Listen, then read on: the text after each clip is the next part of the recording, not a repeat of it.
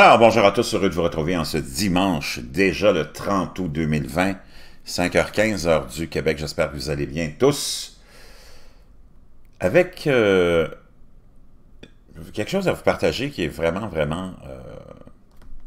étonnant, qui est vraiment surprenant. On voit, hier je vous ai parlé de cette automobile volante qu'on est en train de perfectionner, qui semble être sur le point d'être finalisé. Là, maintenant, on se retrouve avec un étrange avion qui a été vu en forme de balle. Et tout ça, ça a commencé il y a à peu près 3 ans. On peut voir ici le fameux avion en question. Hein? C'est vrai qu'il a l'air vraiment d'une forme de balle, de fusil. L'avion balle Celera 500L, tant attendu, est enfin révélé. Un mystérieux avion en forme de balle a été repéré à l'aéroport logistique du sud de la Californie, près de Victorville. En avril 2017, sa conception inhabituelle a suscité des spéculations immédiates. Le site web militaire de Warzone étant le premier à signaler que l'avion était l'œuvre d'Auto Aviation, basé en Californie, et ce développement était très secret.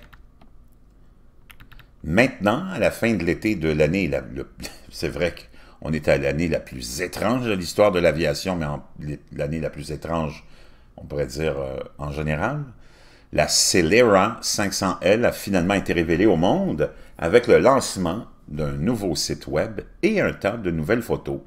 Très cool. On peut le revoir ici.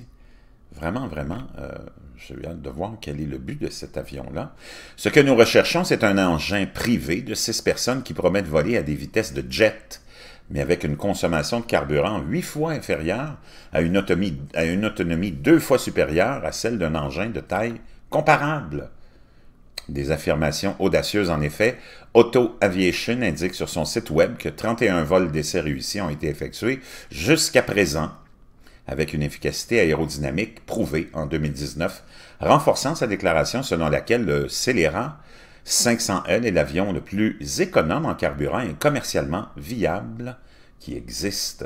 La société fondée en 2008 est issue des laboratoires Otto de Bill Otto, affirme que le Celera 500L fonctionne à une économie de carburant de 18 à 25 000 par gallon par rapport aux 2 à 3 000 par gallon d'un avion à réaction comparable. Ensuite, il y a les modestes coûts de fonctionnement de 328 $ par heure, qui sont environ 6 fois moins élevés, et la généreuse autonomie de 4 500 000 marins. La vitesse de croisière maximale devrait atteindre plus de 460 000 à l'heure. Notre objectif a toujours été de créer un avion sûr et privé qui permettrait des vols directs aux États-Unis à des vitesses et à des coûts comparables à ceux des voyages aériens commerciaux, a déclaré le PDG de la société Bill Otto Jr. La portée est telle que le Celera 500 serait en mesure de desservir presque toutes les villes des États-Unis sans faire le plein, imaginez-vous. La raison pour laquelle ces avions peuvent faire tout cela, dit Auto Aviation, est due au flux laminaire. Le flux laminaire est la solution de traînée minimale pour les surfaces des avions, explique son site web, et présente des couches lisses de flux d'air avec peu ou pas de mélange de couches adjacentes. Le fuselage du Celera 500L profite d'un rapport longueur-largeur optimal pour maximiser le flux laminaire. Des formes laminaires sont également utilisées pour les ailes et les sections de la queue. À l'intérieur, la cabine est assez spacieuse avec ses 1,88 mètres de hauteur et 6 sièges équivalents de première classe à configuration personnalisable. Avec sa cellule aérodynamique qui nécessite beaucoup moins de puissance pour atteindre les vitesses de décollage et de croisière, le Celera 500L est propulsé par le moteur Reed A03. Il dispose d'une banque de 6 cylindres, bicylindres, V12, refroidi par liquide, et selon Auto Aviation, offre une efficacité de premier ordre. Il est certifié pour fonctionner sur jet A1 et biodiesel, alors que l'avion récemment dévoilé est sans fenêtre. Auto dit à CNN Travel que la version passager aura des fenêtres et a partagé ce rendu. Les fenêtres n'auront pas d'impact sur l'écoulement laminaire car elles sont montées fleurs et ont les mêmes contours que la forme extérieure du fuselage. Auto Aviation a terminé ses premiers cycles de financement et ses vols d'essai réussis, mais ils doivent encore commencer le processus de certification de l'organisation aérienne américaine, trouver un emplacement pour une usine de fabrication et créer un carnet de commandes initial, le tout au milieu d'une industrie décimée par une pandémie qui maintient les gens chez eux et hors de l'air. Le lancement dans le paysage de l'aviation actuelle ne fait que renforcer ce que nous visons à fournir avec le Scélérat 500, déclare Otto à CNN Travel. Nous pensons que lorsque le prix du transport aérien privé est compétitif par rapport au transport aérien commercial, il en résultera une énorme opportunité de marché.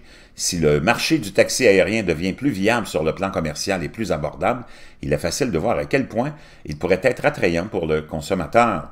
Bien sûr, nous n'avions pas prévu cette pandémie, dit Otto, mais il existe de meilleures opportunités de marché en étant en mesure de permettre de voler uniquement avec ceux de votre choix.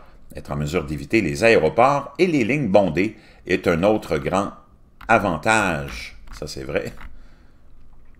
Dans de nombreux cas, les particuliers et les familles pourront affréter le Scélérat 500 à des prix comparables aux tarifs aériens commerciaux, mais avec la commodité de l'avion privé.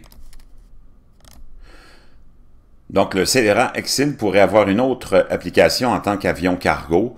Le commerce électronique est l'un des grands gagnants de la pandémie et les consommateurs appréciant la livraison le lendemain ou même le jour même. Le Scélérat 500L soigné et économique pourrait faciliter cela en effectuant des liaisons plus directes vers les aéroports régionaux. La société a également des visions pour le Scélérat 1000L, qui est le Scélérat 500L, mis à l'échelle de 20% tout en maintenant son flux laminaire.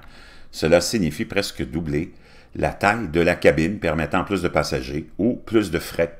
Si la certification de l'organisme américain fédéral et la recherche d'une installation de fabrication se déroulent comme prévu, nous pourrions voir des premières livraisons commerciales du Scélérat 500L d'ici 2025. Si les taxis aériens deviennent une réalité dans l'ère post-Covid, il y a d'autres rivaux au Scélérat 500L que nous pourrions un jour voir dans nos cieux. Avant la pandémie, Paris a annoncé qu'elle travaillait avec Airbus pour introduire des taxis volants dans la ville, à temps pour les Jeux olympiques de 2024. Transcend Air, basé à Boston, travaille également sur des voyages de ville à ville à des prix compétitifs dans des avions de 6 personnes, toujours avec une date de lancement pré-pandémique de 2024. Et en janvier de cette année, Uber et Hyundai ont révélé qu'ils travaillaient sur un véhicule volant électrique à 4 places pouvant être convoqué par application. À ce moment-là, le prototype devait être prêt pour 2023. Wow, vraiment beaucoup de changements, beaucoup de transformations dans le transport aérien qui s'en vient, hein, avec ces nouveaux appareils. La réalité va dépasser la fiction bientôt.